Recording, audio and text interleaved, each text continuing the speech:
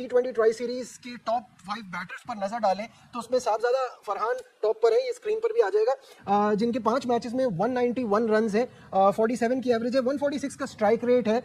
बाबर आजम दूसरे नंबर पे हैं, अगेन स्ट्राइक रेट थोड़ा कम है लेकिन चलो उनसे रन्स हुए इस सीरीज में। साइम अयूब तीसरे नंबर पर हैं, फिर आगा सलमान, उस्मान खान, ये सब आ जाते हैं। साहबजादा फरहान को लेके हमने बहुत बार इस पे बात भी की है रऊफ कि ये अच्छी हिटिंग कर सकते हैं, तेज खेल सकते हैं, लेकिन उसके बाद वो फिर कुछ डॉट बॉल्स खेलते हैं, अपने रन रेट को खुद ही खराब कर देते हैं, अपने स्ट्राइक रेट को खुद ही खराब कर देते हैं। इस बार इन्होंने बड़ा हेल्दी स्ट्राइक रेट से खेला है, कैसे देखते हैं?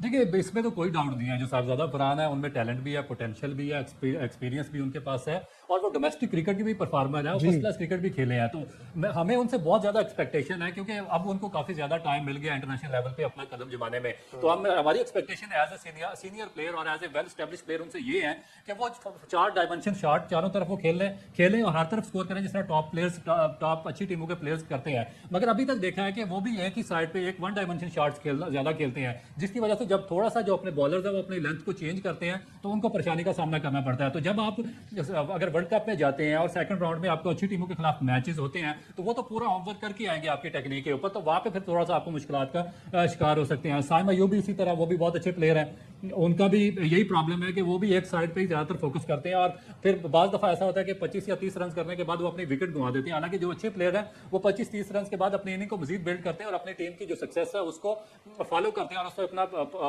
पार्टिसिपेट करते हैं। मगर हमारे ये जो प्लेयर है वो पार्टिसिपेट नहीं कर रहे, अपना 20-30 रन करते हैं और फिर शॉट मार के आउट होकर चले जाते हैं। तो ये चीज़ें मेरा ख्याल है कि हमें देखनी होगी वर्ल्ड कप से पहले। कंसीडरिंग कि again world cup is in Sri Lanka, तो हमें तो वहां पे तो जो मैचेस होंगे वो 140-150 अक्सर विनिंग स्कोर होता है, तो हमारी टीम को तो ये सब भी सूट करता है ना, इस तरह का स्कोर।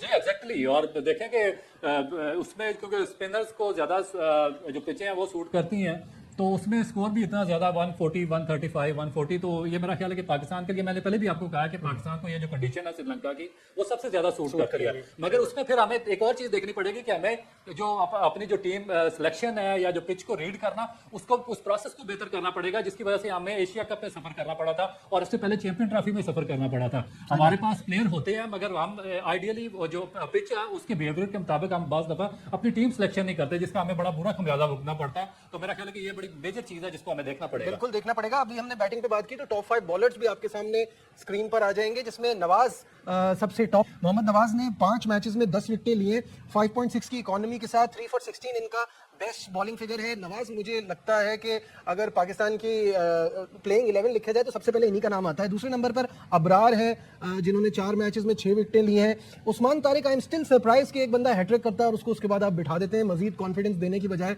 आप उसको रेस्ट कराते हैं। सलमान मिर्जा और शाहीन शाह अफरीदी भी इस लिस्ट में शामिल है।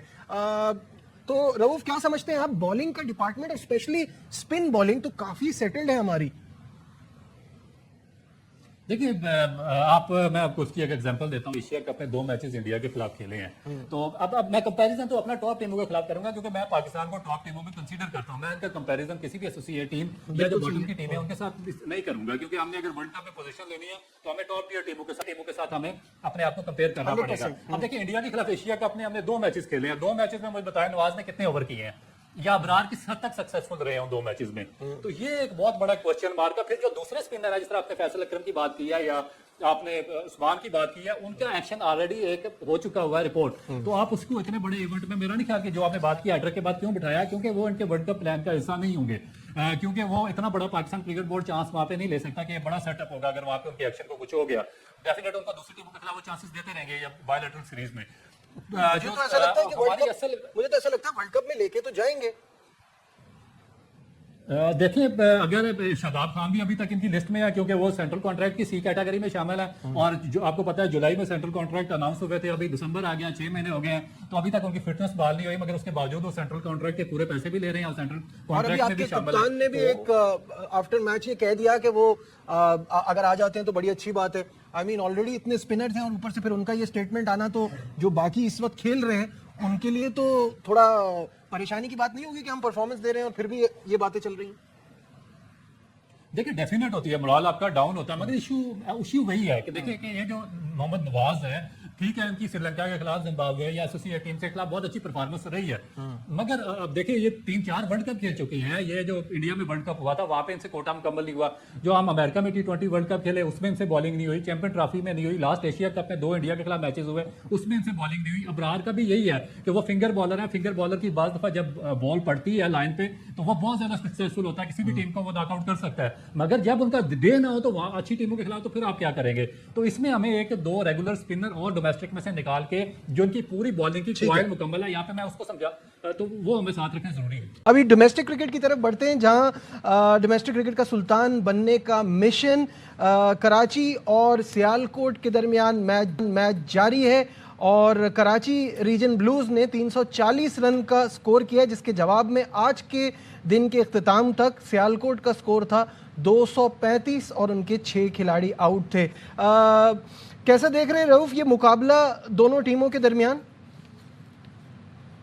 देखिए कंपटीशन तो अच्छा है ये, और इसमें दोनों तरफ से काफ़ी अच्छे प्लेयर्स खेल रहे हैं। एक तरफ से शान मसूद जो पाकिस्तान के टेस्ट कैप्टन है वो पार्टिसिपेट कर रहे हैं, दूसरी तरफ से जो पाकिस्तान के अच्छे बॉलर्स हैं मोहम्मद अली, हसन अली हैं, वो उसमें पार्टिसिपेट कर रहे हैं, मोहम्मद हसनैन खेल रहे हैं। तो एक बड़ा हेल्थी कंपटीशन है, इसमें यंगस्टर्स के लिए भी बड़ा चांस है इसमें सीखने का जो अपने सीनियर प्लेयर्स हैं। मगर एक मेरा इसमें कंसर्न ये है कि देखें जब आप रीजनल क्रिकेट करवाते हैं तो उसमें जो प्लेयर जिस रीजन का होता है अगर वो उस रीजन से ही पार्टिसिपेट करे तो उस रीजन के लिए फ़ख्र की बायस बनता है और वहाँ पे मोटिवेशन मिलती है, यंगस्टर्स को भी उस रीजन को भी फ्लोरिश होने का मौका मिलता है और उस रीजन का एक नाम भी बनता है। अब सियालकोट से मोहम्मद अब्बास हैं, वो जाके लाहौर से खेल रहे हैं, हसनैन हैदराबाद से हैं, वो किसी और तरफ से जाके खेल रहे हैं। तो इस तरीके से आप कंपटीशन फर्स्ट क्लास क्रिकेट में नहीं ला सकते, ना आप रीजन्स को प्रमोट कर सकते हैं। आपने अगर पूरा जो सिस्टम है उसको सेंट्रलाइज किया हुआ है तो फिर अगर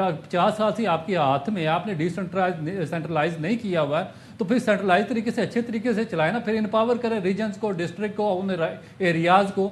अगर मैं मुल्तान से हूँ, मैं मुल्तान से खेलता रहा हूँ, इंजमाम मुल्तान से, वकार यूनुस से मुल्तान से है, तो आप में से 3 जाके एक कराची से खेल रहा हो, एक सियालकोट से खेल रहा हो, एक लाहौर से खेल रहा हो, तो क्या कंपटीशन रह जाएगा? हमारे मुल्तान में क्या लेसन मिलेगा बच्चों को, वो क्या सीखेंगे और उनको प्रमोशन का क्या मौका मिलेगा वहाँ पे?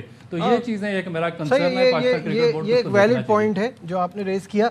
कायद आज़म ट्रॉफी के पॉइंट्स टेबल पर भी नजर डालते हैं। अब तक की जो फाइनल में पहुंचने की परफॉर्मेंस थी तमाम टीमों की वो भी आपके सामने आ जाएगी। कराची ब्लूज ऑन टॉप, जो 9 में से 5 मैच जीते, 2 हारे और 161 पॉइंट्स, ये नेट रन रेट भी साथ आ रहा है। सियालकोट आप देख लें 9 में से 5, 1 मैच हारा और ये है सिचुएशन, और अभी दोनों का मुकाबला बहुत ही शानदार चल रहा है।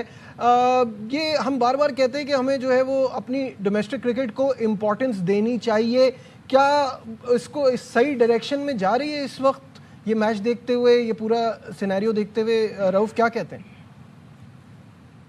देखिए एक तो बेसिक ये जो मैंने आपको पॉइंट दिया ये मस्ट इम्प्लीमेंट होना चाहिए, इसके बगैर आप कंपटीशन ला ही नहीं सकते। फिर आपको देखें कि जो पावरफुल रीजन है जो गवर्निंग बोर्ड में बैठे हुए हैं वो टॉप क्लास प्लेयर जो हैं, क्योंकि जो पहले 5 पे आएंगे उनका बंदा ही गवर्निंग बोर्ड का रुकन बनेगा, वो गवर्निंग बोर्ड में आएंगे। तो जब आप पावरफुल हैं तो आप अच्छे प्लेयर अपनी टीमों में लेकर चले जाएंगे, तो आप फिर पहले 5 में फिनिश करेंगे तो ना आप प्रोडक्शन करेंगे ना आप डेवलपमेंट करेंगे, उसके बावजूद आप गवर्निंग बोर्ड की सीटों के मजे लेंगे। तो इस तरह एक तो ये चीज़ होनी चाहिए।